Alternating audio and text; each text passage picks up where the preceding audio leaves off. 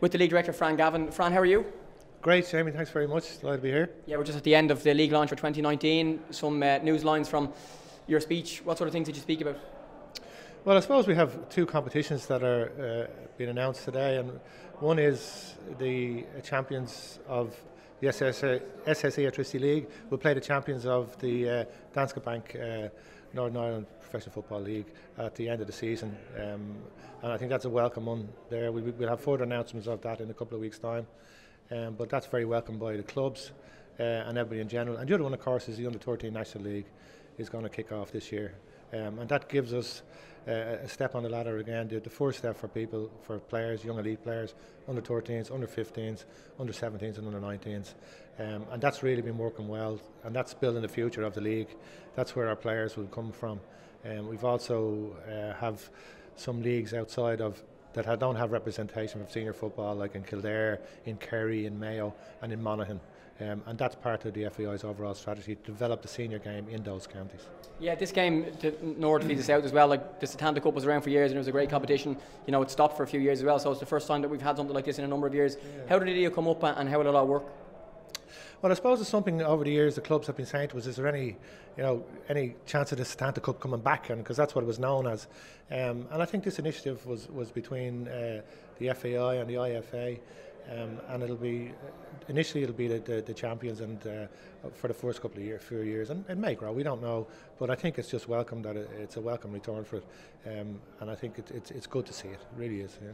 What do you expect from the season itself, with lots of new managers, lots of new players, Dundalk changing, Cork same managers, some new players, UCD and Finn Harps back up as well? It should be an exciting time. I think it is, and I think it's going to be exciting in both divisions, not just the Premier, because I look at the first division now and I see Shelbourne building, Drogheda building, Longford with Neil Fenn, they're a really good manager there.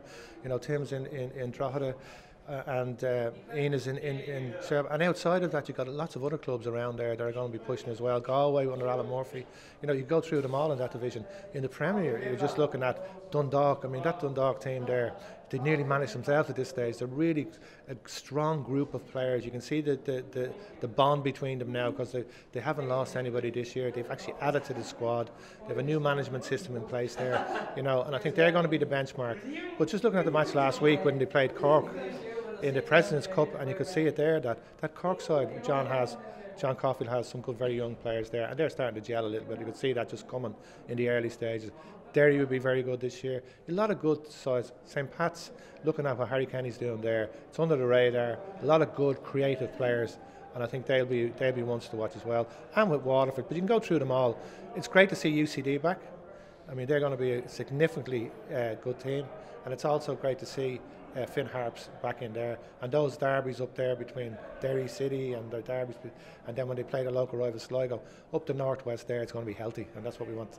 Yeah, we're launching the first division as well today, and it should be an exciting league. You mentioned some of the clubs already there, and that starts a week later. It's one series less of games, but it should be another interesting league. And at times, there's criticism that the first division isn't as well promoted, and the league isn't as well promoted as well. So just your thoughts on those criticisms and what the first division will be this season. I think it's competitive. It'll be really competitive. There's a lot of teams there that want to get into that Premier. Shelbourne have put a lot of investment in there, in the playing squad there. They have a new young manager there. There's a lot of good young managers in that division as well. And I think it's going to be competitive there. We do give it as much focus as any league we do there, and also the clubs themselves do a lot of good stuff around there. And with social media now, we assist the clubs as much as we had a workshop this morning. All the clubs were there. We're available to assist the clubs. Trissy will promote it. We promote them as well on all our platforms, and we'll continue to do that. Whether you're a Premier Division or a First Division team, we'll support them. And for Andrews, our last two, speaking of platforms, TV deals are in the line to speak about Soccer Public being cut in half, but more live games for RT. I think it's 18 games and then 15 minimum for Air Sport 2. So we'll have more games to watch, but the highlights package will be a little bit shorter. Are you disappointed about that? No, absolutely not. I think what RTE are putting together here is more coverage of the league, not less. I think it's significantly sharper. It's what the modern, I suppose, consumer wants. They want sharper, tighter programs in there, but I think their live games will be really good. 3 hours of live football, and analysis and highlights of all the games on the Friday night now when it's a live game.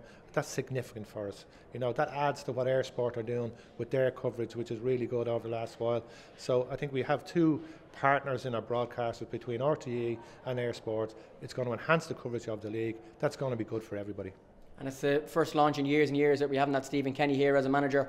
Well, you could be here as a 21s manager, the senior manager now, but just as league director, just give us your views on his appointment and, you know, his loss to Dundalk, but his gain for the FAI 21s, younger teams, and in a couple of years' time we'll be watching them out the window there managing the senior team. Yeah, I don't think there's loss anywhere with Stephen. I think Stephen, we're very lucky in the league to have Stephen and Dundalk and all the other clubs that he's been involved with over the past.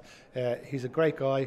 We're delighted to have him in the FAI, to be working with him as a colleague now, that would be great to see, and we support Stephen any way we can. And of course, Stephen, who knows the league better than Stephen Kenny? You know, it's going to have it looks good for the future of not only the domestic league, but our international sides, underage, and our senior team. Mick McCarthy's here today.